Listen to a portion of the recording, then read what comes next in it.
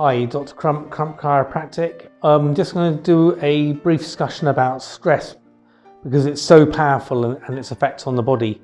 So all of us have stress in our lives, it's unavoidable. Hopefully we have enough stress to a level where we can adapt and we can deal with it, and then hopefully we don't have it keep on building up and building up. But what happens commonly these days is, if you imagine a sink, there's a sink running, the plug hole's empty, and there's water pouring into the sink. The thing with stress is like the water coming into the sink. If it's only at a certain level, it can go down the drain, and then we're not increasing to a level we can't cope with. But the problem with stress is it tends to compound on us. We sort of take more and more in. Maybe you're somebody who doesn't say no to anybody, so you just keep on doing more and more things. And now it's like the water passing faster and faster from the tap into the sink. And maybe now there's a bit of a blockage in the sink and it's only draining slowly.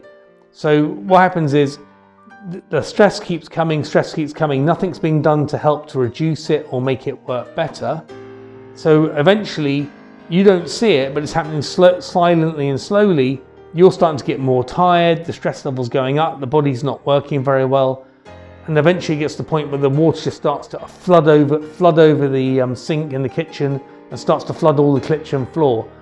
So right before that happened, you might still think, oh, it's okay, it's not too bad, and things aren't done to make your life any easier for yourself, until the point when suddenly it just starts overflowing. And that's when people really start to get overloaded, start to get really ill.